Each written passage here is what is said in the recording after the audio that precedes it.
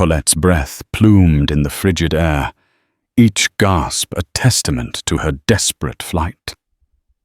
Behind her lay the suffocating comfort of a life she never chose a future, sealed by a loveless arranged marriage to a man whose cruelty was as legendary as his wealth. Ahead, the treacherous, snow-choked peaks of the Rocky Mountains promised a different kind of death, one she would face on her own terms.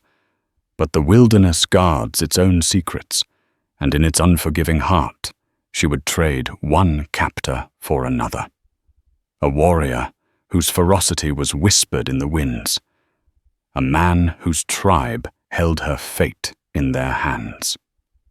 This is the story of a woman who fled the gilded cage, only to be snared in the raw, untamed heart of the American West.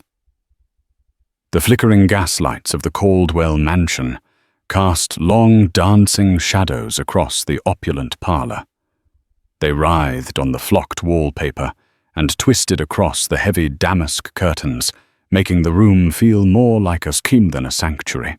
From her seat on the stiff velvet settee, Colette Caldwell watched the last vestiges of daylight surrender to the encroaching Montana darkness.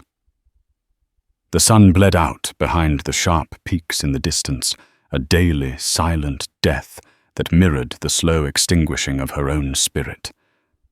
Her father, Silas Caldwell, a man whose ambition was as vast and unforgiving as the territory he sought to conquer, paced before the grand marble fireplace.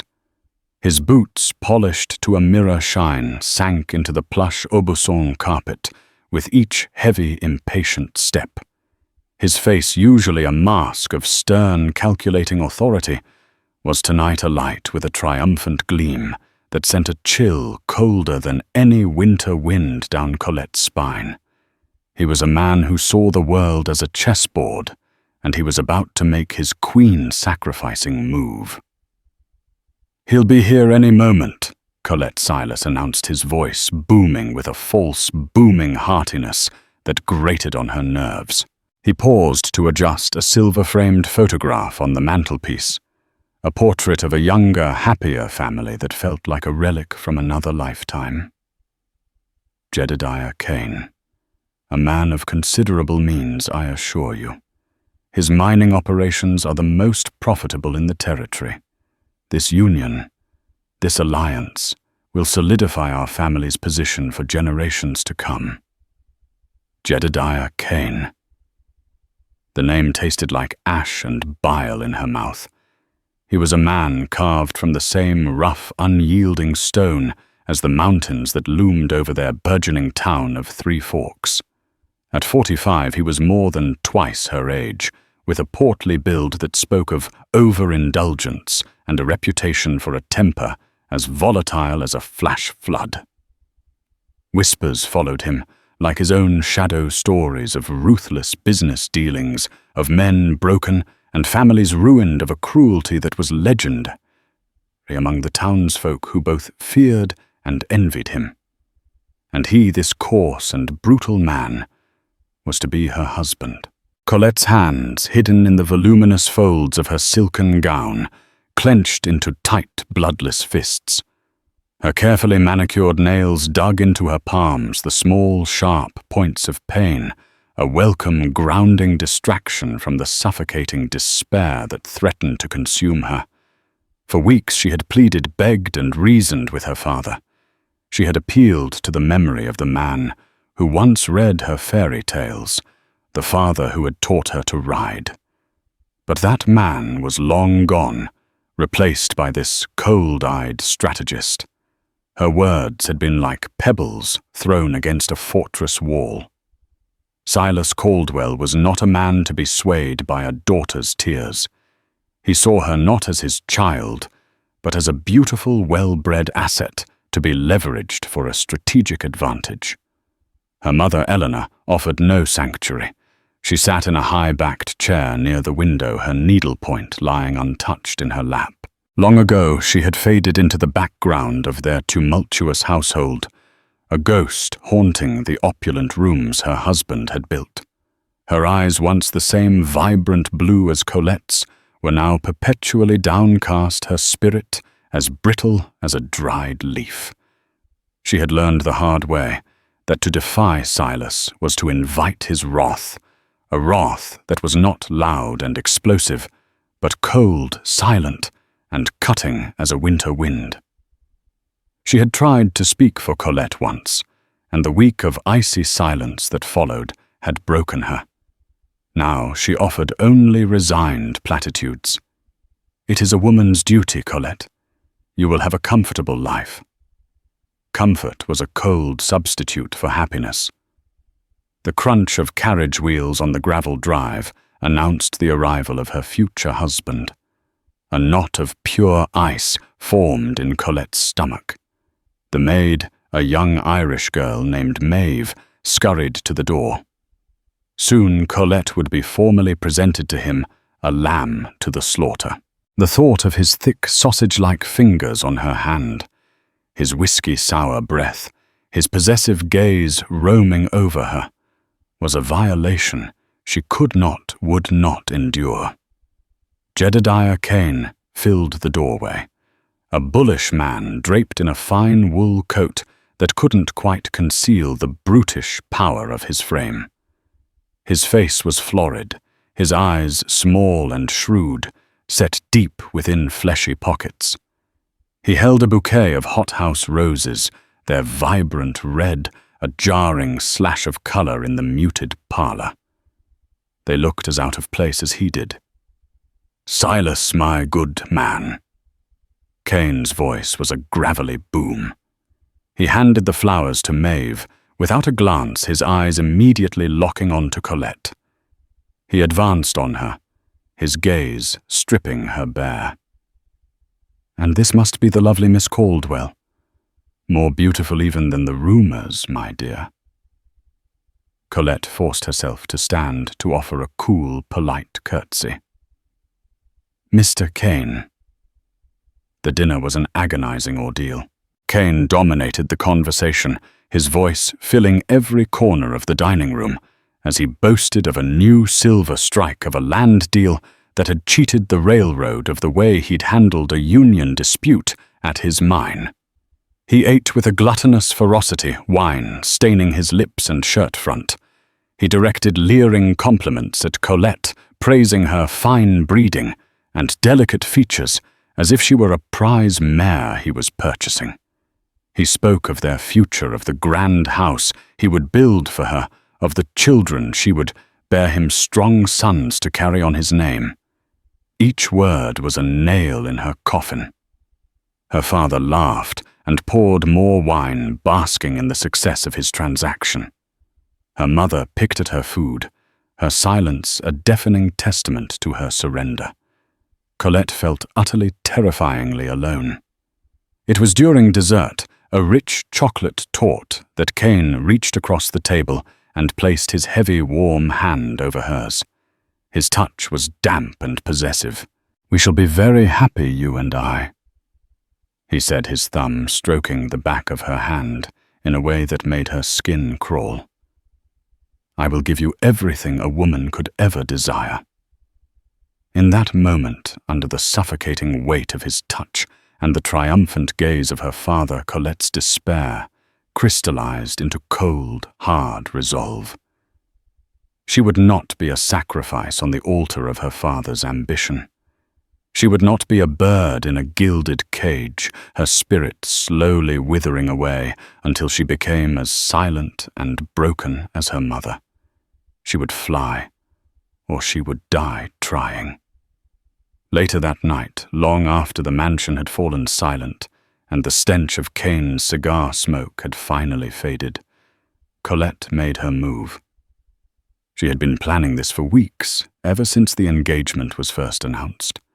It had started as a fantasy, a desperate daydream, but had slowly become a concrete, meticulous plan.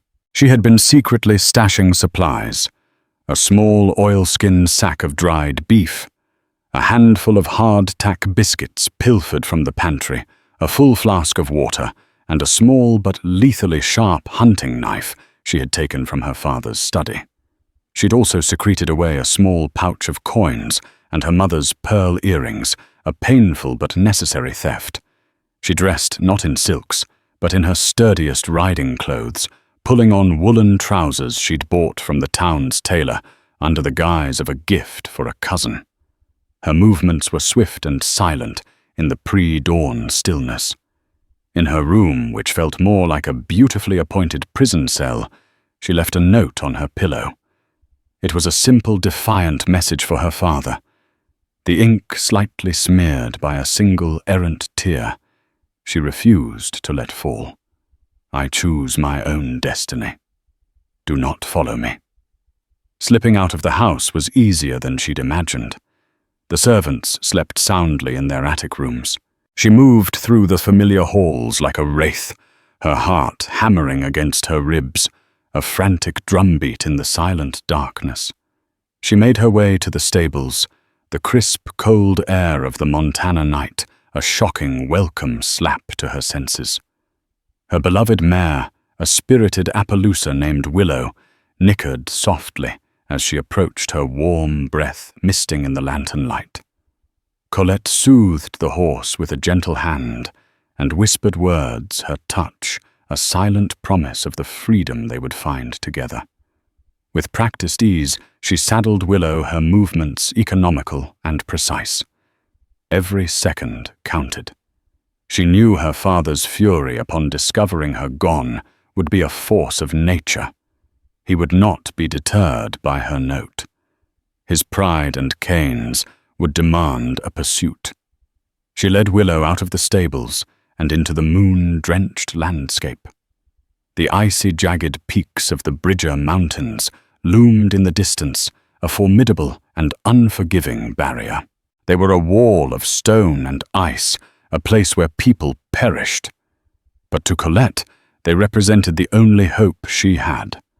They were her only path to a life she could call her own, a treacherous and uncertain road she was willing to take to escape the certain misery of a life with Jedediah Kane. As she mounted Willow and urged her into a gallop away from the manicured lawns and the suffocating opulence the wind whipped at her hair, a wild and liberating caress. For the first time in years, Colette felt a flicker of something akin to joy. She was no longer a pawn in her father's game. She was a woman on the run, a fugitive in the vast, untamed wilderness of the West. And she was finally terrifyingly free. The initial intoxicating euphoria of her escape soon gave way to the harsh, sobering realities of her situation.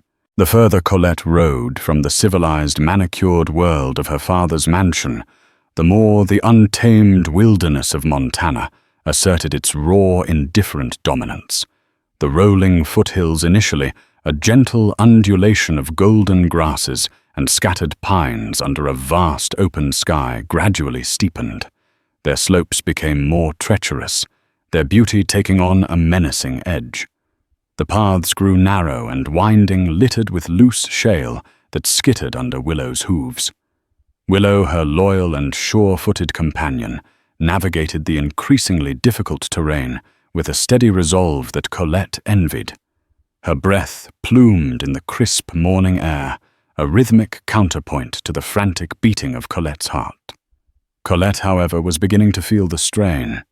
The simple riding clothes that had seemed so practical in the warmth of her room now offered little protection against the biting, relentless wind that swept down from the high peaks. A gnawing, persistent hunger had begun to set in a hollow ache in her stomach that the small stash of dried beef and hardtack biscuits could only temporarily appease. Each bite was carefully rationed, a meager defense against a vast and growing emptiness. She pushed onward, driven by a primal, gut-wrenching fear of capture. She pictured her father's face not contorted with worry, but with cold, calculated rage. His pride had been wounded. But it was the image of Jedediah Kane that truly spurred her on, that gave her the strength to ignore the growing ache in her muscles and the gnawing anxiety in her heart. The thought of his leering face, his possessive gaze, his damp touch, it was a more terrifying prospect than any mountain predator. The first few days blurred into a monotonous, exhausting cycle of riding, resting in short, fretful bursts, and riding again. She followed a barely discernible game trail, a winding path that led her ever higher into the heart of the mountains. The air grew thinner, colder, each breath a sharp, icy sting in her lungs. The landscape transformed into a stark and unforgiving canvas of rock, snow, and ice. The majestic peaks that had once seemed a distant, beautiful symbol of hope now loomed over her like giant, indifferent sentinels, their snow-covered slopes a blinding, painful white in the harsh sunlight. The world was stripped of color, reduced to shades of white-gray and the deep, cold blue of the sky. On the fourth day, she stumbled upon a small, abandoned trapper's cabin, a crude log structure half swallowed by snowdrifts. A wave of relief washed over her. For a few hours, she had a solid roof over her head, a respite from the incessant wind. Inside, she found a small stack of firewood and a half-empty tin of coffee. As she huddled by a small, sputtering fire, sipping the bitter hot liquid, a dangerous sense of security settled over her.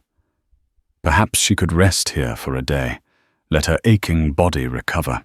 The sound of a distant rider shattered her brief illusion of safety. Peeking through a crack in the chinking, she saw a lone figure on horseback moving slowly along the valley floor below. It was too far to be certain, but the man's build, the set of his shoulders, was terrifyingly familiar. It could have been one of her father's ranch hands, or worse, one of Cain's men. Panic seized her. She quickly smothered the fire, the rising smoke, a potential beacon of her location. Grabbing her meager supplies, she burst from the cabin and scrambled to where Willow was hidden in a thicket of pines, her heart pounding a frantic rhythm against her ribs. She didn't wait to see if the rider would approach. The mere possibility was enough. The mountains were her only refuge. She pushed Willow harder now, the fear a fresh spur. The terrain became even more perilous. One afternoon, as she was navigating a particularly narrow and treacherous pass, a cornice of snow clinging precariously to the cliff edge above them, disaster struck.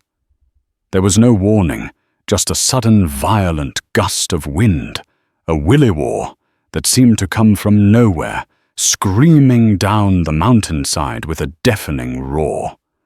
The force of the wind was staggering, and it sent a shower of loose rocks and a cascade of heavy wet snow down the slope. Willow, startled by the sudden, terrifying onslaught, reared up in a panic, her whinny lost in the howl of the wind. Colette, caught completely off guard. Her hands, numb with cold, lost her grip on the reins and was thrown from the saddle.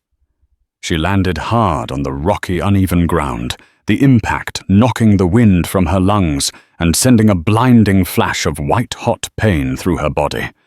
A sharp, searing agony shot through her left ankle, and a wave of dizziness and nausea washed over her. Through a haze of pain, she pushed herself up onto her elbows and saw Willow. Her eyes wide with terror, scrambling for footing on the loose, shifting scree. The horse, in her frantic, desperate efforts to regain her balance, slipped on a patch of ice hidden beneath the snow. Her leg twisted at a horrifying, unnatural angle. A sickening, sharp crack echoed through the suddenly silent air, a sound that would be seared into Colette's memory for the rest of her days. Willow let out a pained, guttural cry, a sound of pure, unadulterated agony that tore at Colette's heart. She dragged herself towards her beloved mare, her own excruciating pain forgotten in the face of her companion's suffering. The horse's leg was grotesquely broken, a jagged shard of bone protruding from the skin, staining the pristine snow a dark, vibrant red. Tears streamed down Colette's face, freezing on her cheeks in the icy air. She knew with a certainty that felt like a physical blow that there was nothing she could do. In this wilderness, a broken leg was a death sentence. To leave her would be to condemn her to a slow, agonizing death from infection or predators. There was only one option, one final, terrible act of mercy she could offer her faithful friend. With a heavy broken heart and trembling hands, she reached for the hunting knife in her belt. The blade, which she had once seen as a symbol of her defiance and freedom, now felt like a cold, heavy instrument of betrayal. She crawled to Willow's head, stroking her soft muzzle, her voice choked with grief. "I'm so sorry." She whispered the words, lost in ragged sobs. "I'm so sorry, my friend. Thank you." She kissed the horse's forehead one last time. Then, with a single, swift, desperate motion, she ended her suffering. The silence that followed was absolute, a profound and empty stillness that was broken only by the sound of the wind and her own ragged, heartbroken sobs. She was alone, utterly and completely alone, stranded in the heart of the icy mountains with a badly injured ankle and no horse. Her meager supplies were scattered across the rocky ground, most of them lost in the fall, swallowed by the snow. The sun was beginning to dip below the jagged horizon, and the temperature was dropping with alarming speed. A sense of hopelessness, as cold and unforgiving as the surrounding peaks, began to seep into her bones, chilling her more than the wind ever could. As darkness fell, a deep, starless black, she huddled against a large boulder, trying to seek shelter from the biting wind. The pain in her ankle was a throbbing, relentless agony. The grief over Willow's death was a raw, open wound in her soul, and the fear of what lay ahead of the long, cold night was a suffocating weight on her chest. She was a fool to have thought she could conquer this wilderness. She was a pampered, naive girl who had traded a gilded cage for a frozen tomb. As she drifted into a restless, pain-filled and haunted sleep, she wondered if she would ever see the sunrise again. The first faint rays of dawn painted the snow-covered peaks in ethereal hues of pink and gold, a breathtaking spectacle of indifferent beauty that was entirely lost on Colette. She awoke to a world of pain and profound despair. Her ankle, now a grotesque, swollen mass of purple and blue, throbbed with a relentless, fiery agony. A deep, penetrating cold had seeped into her bones overnight, leaving her shivering uncontrollably, her teeth chattering in a ceaseless rhythm.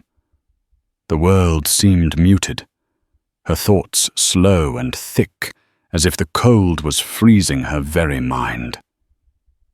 She knew she couldn't stay where she was. To remain was to surrender to the elements, to become another frozen, forgotten casualty of the unforgiving mountains.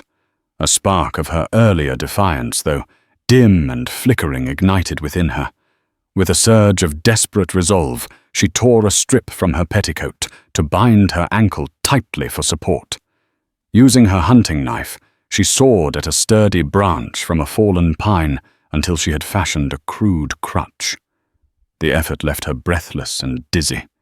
Her first attempt to stand sent a wave of blackness across her vision, and she collapsed back into the snow with a cry of pain. She lay there for a long moment, the temptation to simply close her eyes and let go almost overwhelming. But the image of Jedediah Kane's triumphant face of her father's cold satisfaction pushed her to her feet again. She would not give them the satisfaction of her failure. She began to limp her way down the mountainside, her progress agonizingly slow. Every step was a fresh torment, a jarring shock that radiated up her leg. The landscape which had seemed so majestic from horseback was now a treacherous and unforgiving obstacle course. She stumbled over rocks, hidden beneath the snow, slid on treacherous patches of ice, and fell more times than she could count. Each fall was a new battle, a new test of her dwindling will to rise again. Her hands used to embroidery, and piano keys were raw, scraped, and bleeding from clawing at the frozen ground. Her fine riding clothes were torn and tattered, offering little defense against the piercing cold. Days bled into one another, a featureless blur of pain, gnawing hunger, and soul-crushing exhaustion. She lost track of time, her world shrinking to the next painful step, the next gasping breath. The vast silent wilderness seemed to mock her with its profound indifference. The sun, a distant and uncaring orb in the pale blue sky, offered little warmth. The nights were the worst, a waking torment of cold and fear, filled with the howls of unseen creatures and the relentless gnawing voice of her own despair. She was no longer Colette Caldwell, debutante of Three Forks. She was a wounded animal, driven by the most basic instinct, survive. She was on the verge of giving up, of finally succumbing to the sweet siren song of oblivion, of simply lying down in the snow and letting the cold claim her when she saw it. At first she thought it was a hallucination, a cruel trick of her exhausted mind. A thin, almost imperceptible wisp of smoke rising from a grove of trees in the valley far below. Hope, a feeling she had thought long dead and buried, flickered weakly back to life. Smoke meant fire. Fire meant people. It didn't matter who they were, trappers, miners, even outlaws. Anyone was better than the slow, lonely, freezing death she was facing. With a final desperate surge of determination, she pushed onward, her eyes fixed on that wisp of smoke, as if it were a beacon of salvation. It took her what felt like an eternity, the better part of a day, to reach the valley floor. Her body screamed in protest with every agonizing step, but her mind was locked on that single point of hope. As she drew closer, her heart hammering with a mixture of hope and trepidation, she saw a small temporary camp nestled in a sheltered clearing. A single crude lean-to fashioned from branches and animal hides stood beside a crackling fire. A string of freshly caught fish was smoking over the flames, and their rich, savory scent was a tantalizing, almost painful promise of food. But it was the man who stood by the fire that made her freeze her hand, tightening on her makeshift crutch. He was tall and broad-shouldered with long, raven-black hair that was braided with eagle feathers. His skin was the color of burnished copper, weathered by sun and wind. His face, stark and high-cheekboned, was a mask of stoic indifference. He was dressed in buckskin leggings and a heavy fur-lined tunic, and a quiver of arrows was slung across his back. A longbow rested against a nearby tree. He was a Native American, a warrior of the mountains, and he was watching her. Colette's heart, which had been buoyed by the prospect of rescue, now hammered against her ribs with a new, more potent kind of fear. She had grown up on stories about the tribes that roamed these mountains, lurid tales told by frightened settlers, stories of their ferocity, their savagery, their deep and abiding distrust of the white man. She had stumbled out of the frying pan and directly into the fire. The warrior said nothing. His dark, unreadable eyes followed her every move as she limped into the clearing, a pathetic, broken figure. He made no move to help her, no gesture of welcome or aggression. He simply stood there, a silent and imposing figure against the backdrop of the snow-covered mountains, as much a part of the landscape as the ancient pines themselves. Colette utterly exhausted, in excruciating pain, and with no other options knew she had to throw herself at his mercy. "Please," she croaked, her voice hoarse and cracked from disuse and dehydration. "I need help. My horse." "I fell." Her words came out as a pathetic whisper. The warrior remained silent, his gaze unwavering. It was an unnerving, assessing stare, as if he were studying a strange and unfamiliar creature that had wandered into his territory, trying to decide if it was a threat. Desperation gave her a surge of courage. She drew herself up, trying to inject some of her former strength into her voice. "My name is Colette Caldwell," she said more clearly this time. "I've been lost in these mountains for days. I need food and I think my ankle is broken." The warrior's expression did not change by so much as a flicker. He took a slow, deliberate step towards her. His movements were fluid and utterly silent, like those of a predator.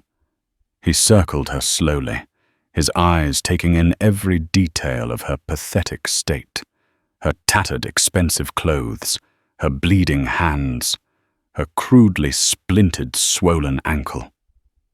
His gaze was clinical, detached. He stopped directly in front of her, so close she could feel the warmth radiating from his body and see the intricate beadwork on his tunic.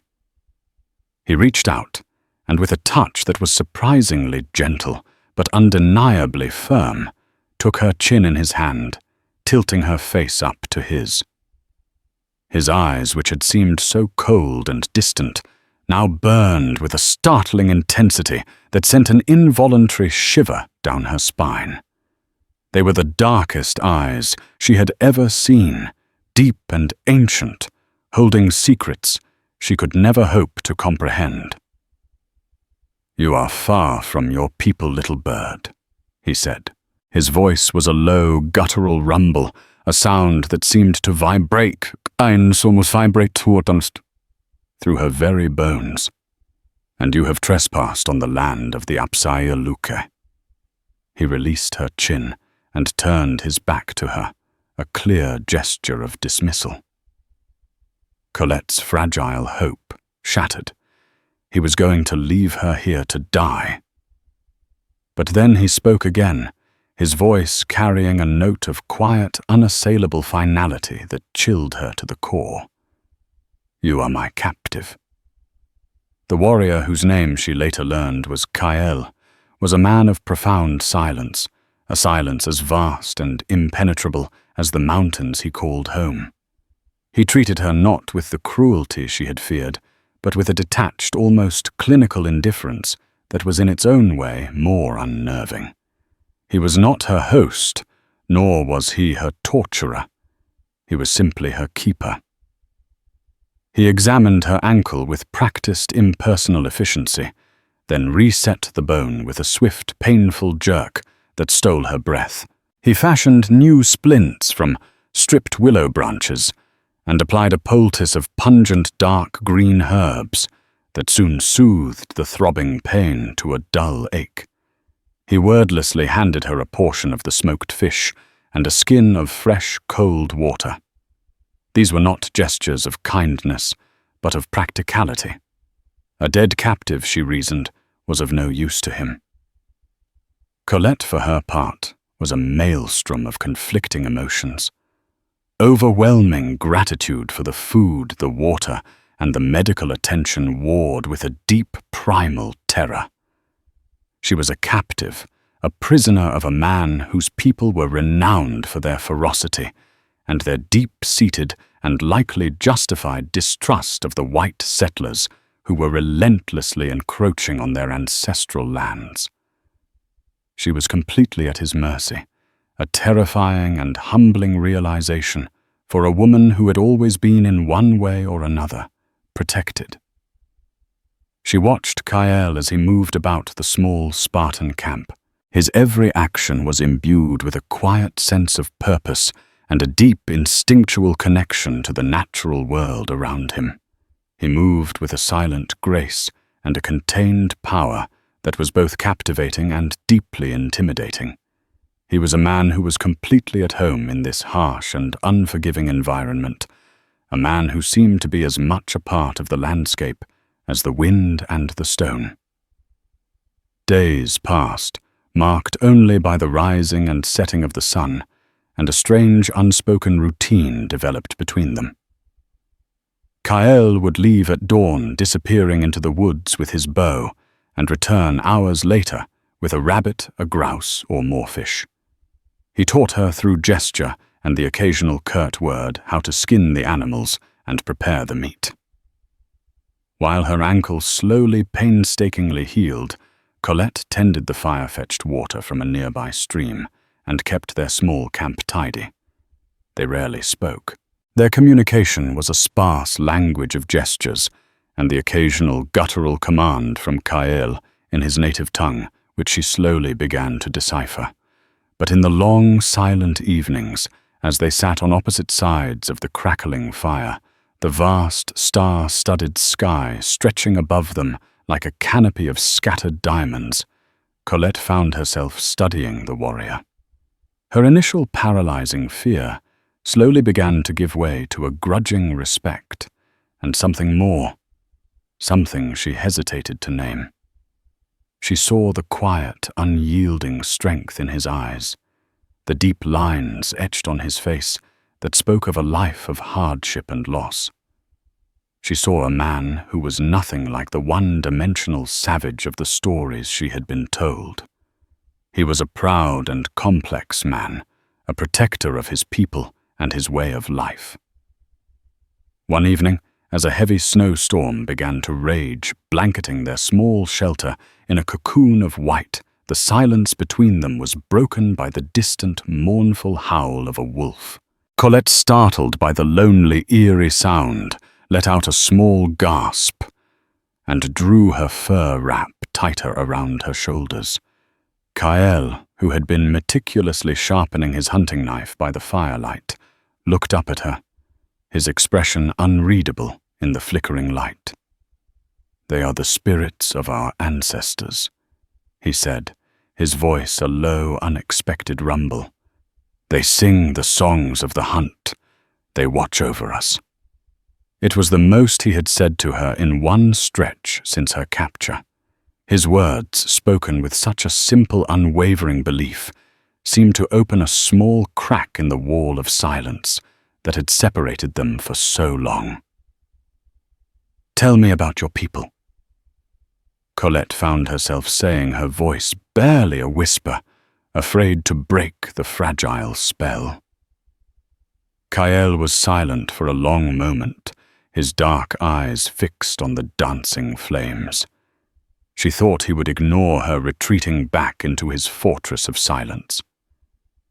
Then, to her profound surprise, he began to speak. He told her of the Apsaluke, the children of the large-beaked bird, a name given to them by their neighbors. He spoke of their long and proud history, of their deep reverence for the land and the creatures that inhabited it. He spoke not of savagery, but of a complex society with deep spiritual beliefs, of a world where everything, the rocks, the rivers, the animals, had a spirit. With a quiet, burning anger, he spoke of the changes brought by her people, the iron horse that scarred their sacred hunting grounds, the talking wires that hummed with the messages of the white man of the treaties that had been made with eloquent words and broken with casual disregard. As he spoke, Colette saw not a captor, but a man desperately fighting to preserve a world that was slipping through his fingers. She saw the deep pain and the simmering anger in his eyes, but also a fierce and unwavering determination to protect his people, to honor the ways of his ancestors. He spoke of his own family, of a wife and young son lost to the white man's coughing sickness, 2 winters past, a tragedy that had carved the permanent lines of grief into his face. In that moment, something profound shifted between them. The chasm of culture and prejudice that had separated them began to narrow. Colette, the pampered daughter of a wealthy landowner, and Kael, the grieving, fierce warrior of a proud and ancient tribe, found a fragile common ground in their shared humanity, in their mutual struggle for survival in a world fraught with danger and uncertainty. Her captivity, which had begun as a terrifying ordeal, was slowly, imperceptibly transforming into something else, something she could not yet define. She was no longer just a prisoner. She was a witness to a world on the verge of disappearing, a world of profound beauty and deep spiritual significance. And she was beginning to realize with a sense of wonder and trepidation that the man who held her captive might also be the one who could teach her the true meaning of freedom. The arrival of the war party was as sudden and as violent as the mountain storms Kyle had taught her to respect. They descended upon the small camp at dawn, their painted faces a grotesque mask of fury. Their war cries a chilling symphony of hatred that echoed through the silent valley. They were from a rival tribe.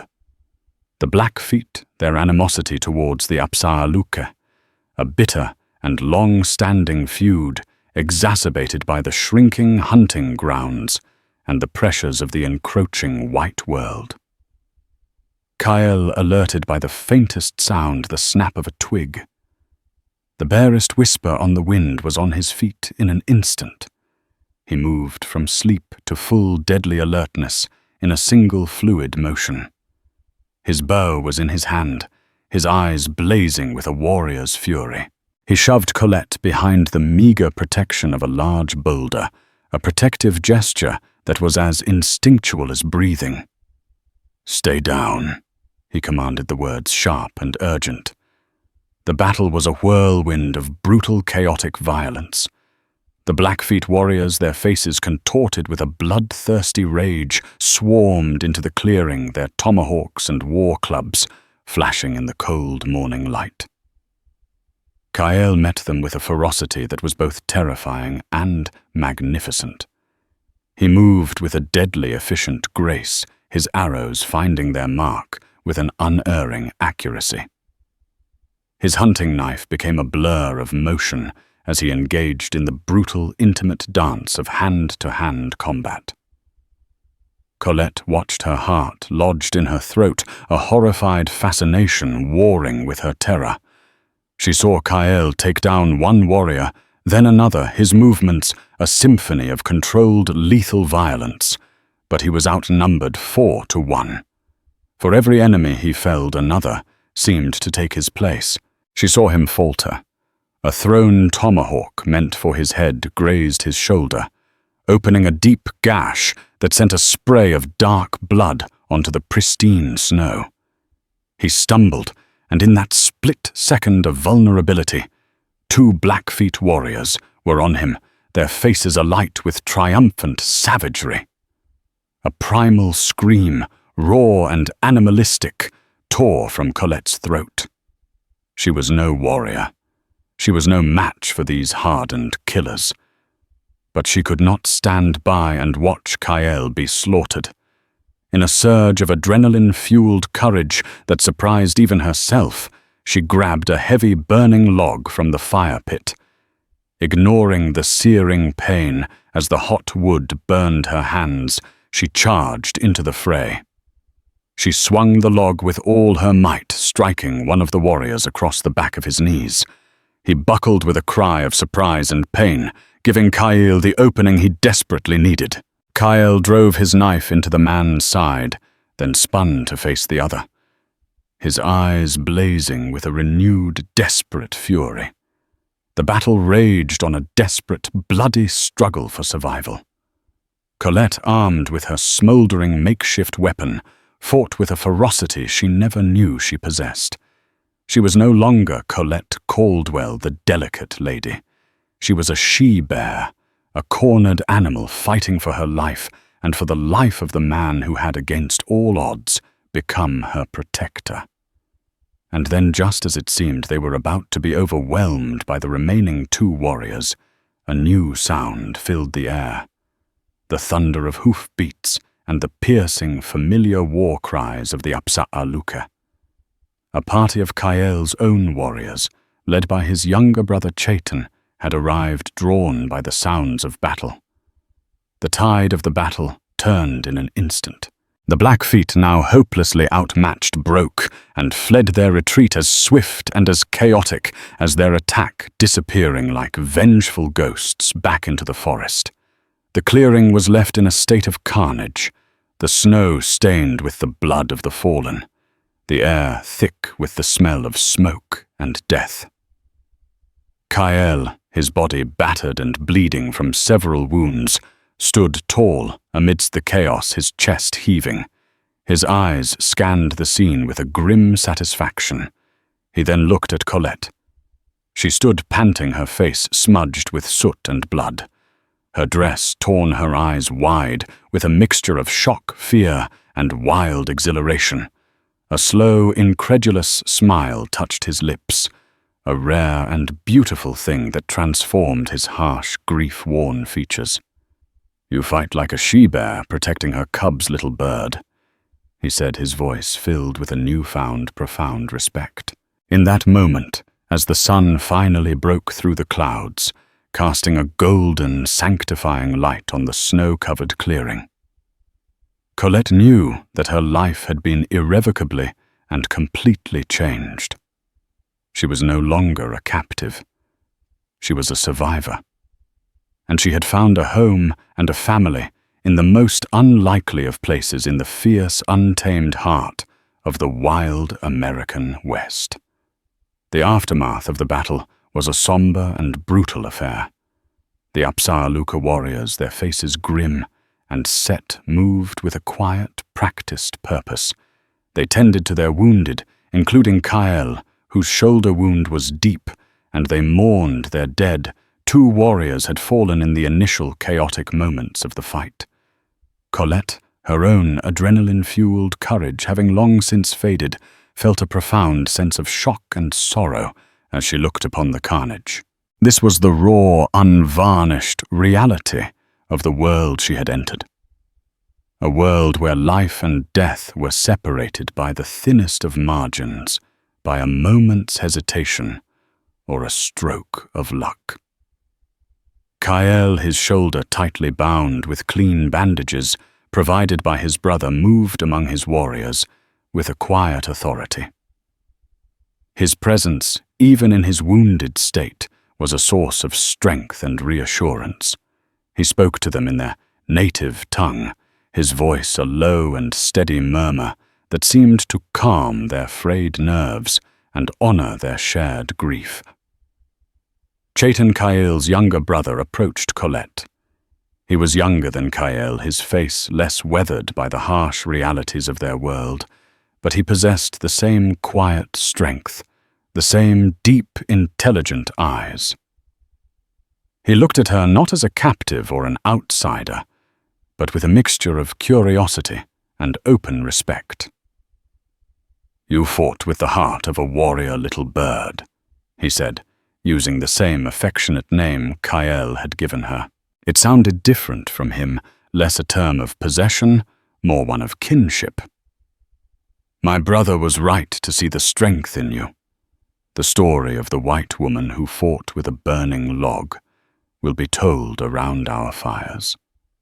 His words, spoken with a simple, unadorned sincerity, touched Colette in a way that the flowery, empty compliments of her former life never could.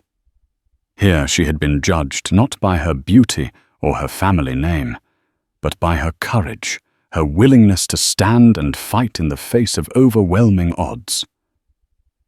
The journey to the main Apsa'aluk village took 3 days. Colette rode one of the spare horses, her healing ankle still too weak for extended walking. As they traveled, she found herself being drawn deeper into their world. She listened as the warriors spoke, her ear slowly attuning to the rhythms of their language. Chaitan, more talkative than his brother, often rode beside her, pointing out landmarks and telling her their Apsa'aluk names, sharing stories of hunts and spirits that were tied to the very rocks and rivers they passed. She saw a world alive with meaning and history, a stark contrast to the way her father and men like him saw the land as something to be claimed, measured, and exploited. The Apsarluka village was a sprawling encampment of painted teepees nestled in a sheltered, sun-drenched valley. It was a vibrant and bustling community that pulsed with the rhythms of daily life. The air was filled with the sounds of children laughing, dogs barking, and the steady thud of women tanning hides.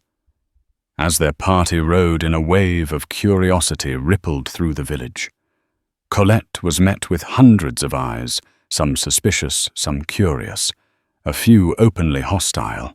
Her pale skin and her strange, tattered clothes were a stark contrast to the burnished copper skin and the buckskin and beadwork of the villagers. She was an anomaly, an outsider. But Kael now returned to his people as a respected war chief vouched for her. That evening at a council fire with the tribe's elders, he told the full story.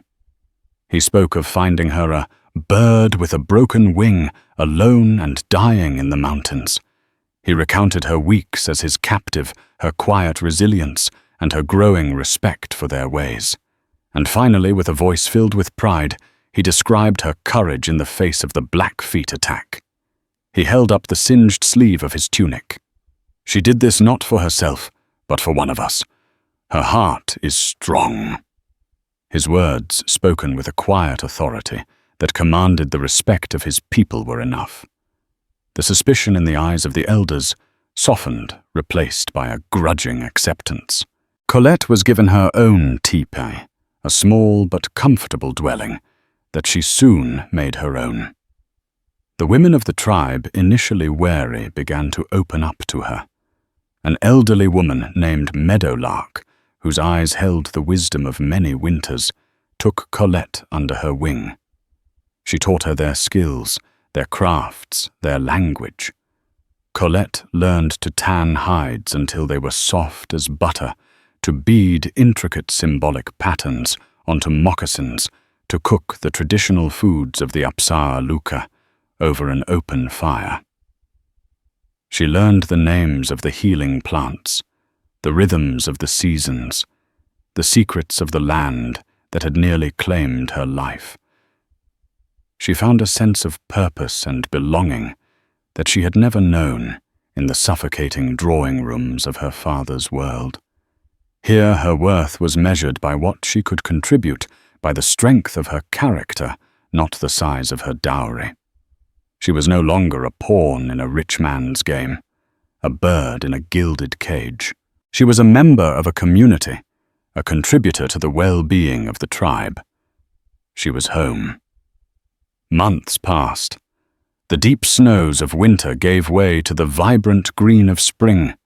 Then one day, a rider arrived in the village, a white man, a trader who sometimes acted as a messenger.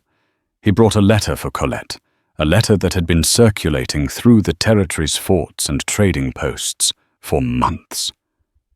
It was from her father. Her heart pounded in her chest as she broke the wax seal, her hands trembling. Her father's familiar, elegant script seemed alien in this new world. His words were a chaotic mixture of anger, relief, and a desperate plea for her to return. He wrote of his shame of the scandal her disappearance had caused. He wrote of Jedediah Kane's consuming fury, of the bounty he had placed on her head, a fortune for her return, no questions asked. The letter ended with a plea that tore at her heart. Your mother fades without you. Come home, and all will be forgiven. The letter was a stark, painful reminder of the world she had left behind. A world of wealth and privilege, but also of suffocating expectations and a loveless, terrifying future. She looked up from the page at the painted teepees, at the children playing by the river, at the majestic, snow-capped mountains that had once been her prison and were now her sanctuary. She knew what she had to do. With a steady hand and a clear heart, She took a piece of charcoal and a strip of smoothed birch bark the trader had given her. She penned a reply to her father. She told him that she was safe, that she was happy, that she had found a new life, a new home, and a new family. She wrote of her mother with love and sorrow, but she knew returning would not save her. It would only condemn them both. She ended the letter with a simple final declaration. I am not the daughter you lost. I am a woman who has found herself. I am not coming back. She gave the letter to the trader and watched him ride away a lone figure against the vast, empty landscape. As he disappeared over the horizon, she felt a profound sense of peace, a sense of final, absolute closure. She had finally and completely severed the ties to her past. She turned and saw Kael standing by the entrance to her teepee. He was watching her, his dark eyes filled with a quiet, profound understanding. He had not asked her what was in the letter, had not questioned her decision. He had simply been there, a silent and steady presence, a man who had come to know her heart as well as he knew his own. He walked towards her, his movements fluid and graceful. The setting sun cast a golden glow over the valley, bathing him in a warm, ethereal light. He took her hand in his touch no longer that of a captor, but of a partner. It was gentle, yet firm, a promise of strength and safety. You are one of us now, little bird, he said, his voice a low and intimate rumble that resonated deep within her soul. Your path is here with us. She looked up at him into his dark, intense eyes and saw not a fierce warrior, not a captor, but a man who had seen the strength in her when she could not see it herself. He was the man who had given her a new life, a new hope, a new love. I know, she said, her voice filled with a quiet, unshakable joy. I am home. In the heart of the wild and untamed West, a woman who had fled a gilded cage, who had been captured by a fierce warrior, had found her true destiny. She had found her freedom. She had found her home.